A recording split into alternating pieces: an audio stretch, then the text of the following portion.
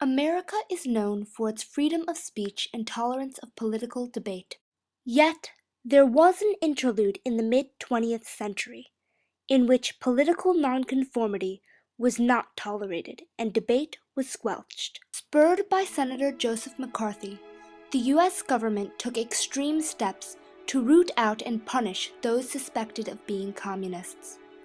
This suppression of debate ended rocket scientist Qian Shui-Qian's brilliant career in the United States, and in doing so, altered the course of history. Qian's remarkable life can be seen as a cautionary tale of the grave and unpredictable consequences of suppressing political debate.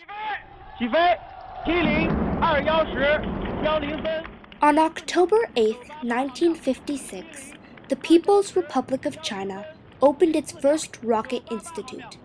In the decades that followed, China expanded its missile program, culminating in the 2003 launch of Shenzhou 5, making China the third country to send humans into space. Today, China is one of the 5 official nuclear weapons states.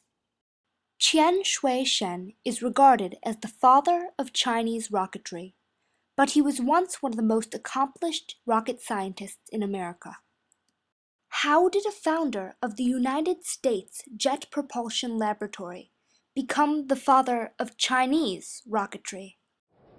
As we will see, instead of protecting the United States from the perceived threat of communism, the Red Scare's repression of political debate led to the deportation of Qian to Red China, ironically arming our adversaries with what we feared most, the very means to launch atomic weapons.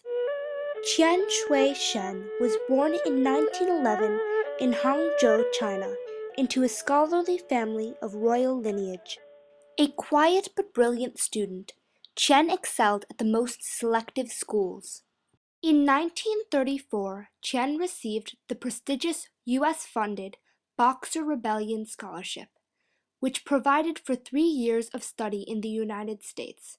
Qian attended MIT and then Caltech. There, Qian joined 4 classmates in experimenting with small motor rockets.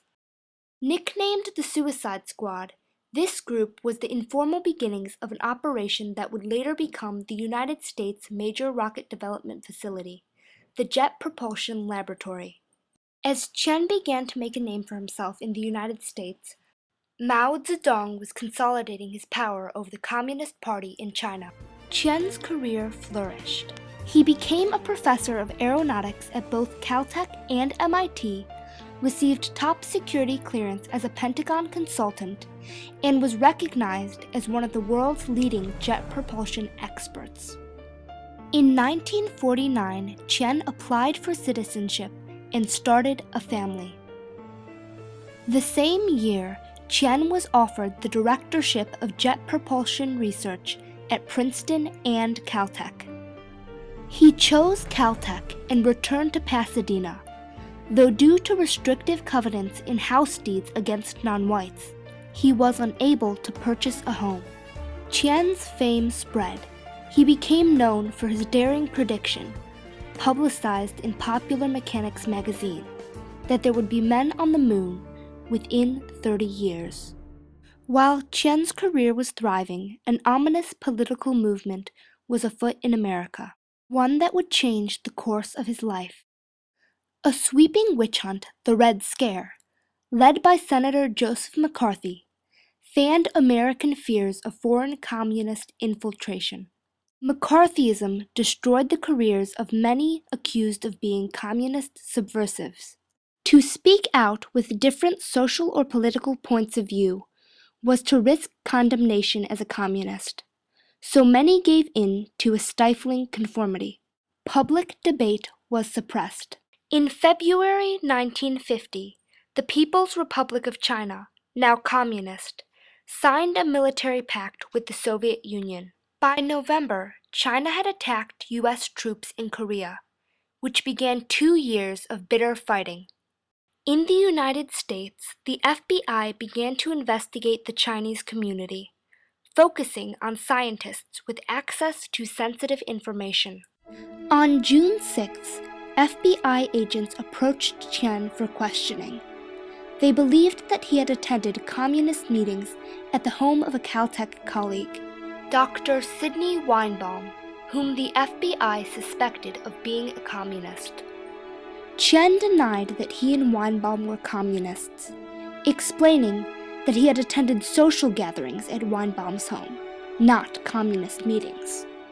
Unconvinced, the government peremptorily revoked Qian's security clearance. For over 10 years, Qian had been a trusted and valued asset to his adopted country.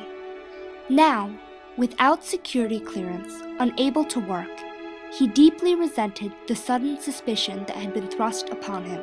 Within weeks, an angry Qian began preparing to return to China. Government agents commandeered his luggage.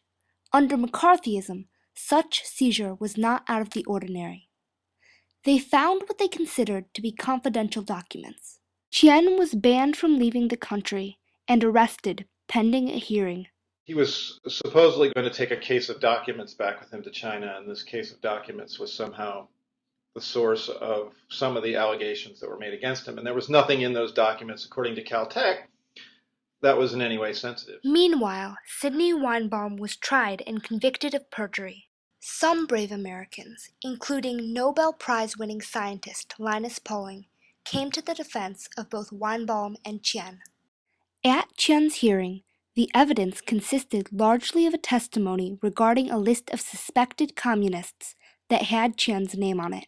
However, the alleged list was never produced. Even Qian's first accuser, a guest at Sidney Weinbaum's parties, and a suspect himself, later admitted that the government had pressured him to accuse Qian.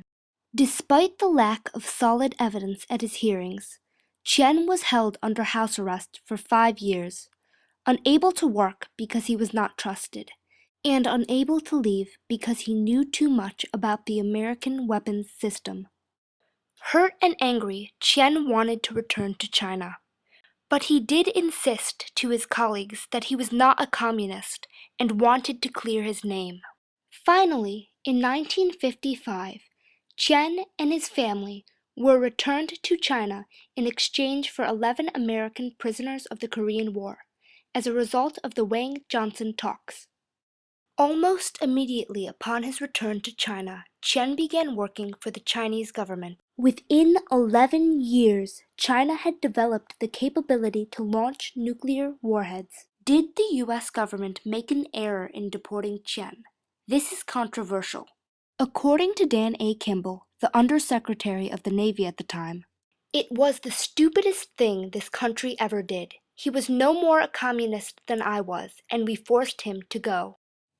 He was essentially a present to the Chinese government from Senator Joseph McCarthy, the Republican from Wisconsin, who was the leader of the anti-communist fear-mongering in the early 1950s.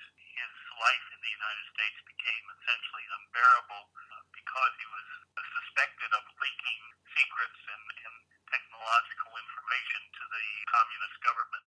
On the other hand, perhaps Qian himself bore some of the blame for leaving. Unfortunately, Qian made his decision really quickly once he was accused that he was going to have nothing more to do with Caltech or the United States and that he was going to return. So he seems to be the one who shut off any opportunity of staying. But was Qian a communist? It's highly unlikely that he was a communist in the United States. On the other hand, when he returned to the mainland, he did embrace the Chinese Communist Party pretty wholeheartedly. Perhaps Qian was a communist working for the Chinese, though if he wasn't, the McCarthy movement may well have forced Qian to become the very communist asset it accused him of being. But this much is clear. McCarthy's quest, stifling debate and repressing Americans into political conformity, resulted in the alienation and deportation of Qian. Joseph McCarthy thus gave Red China its father of rocketry.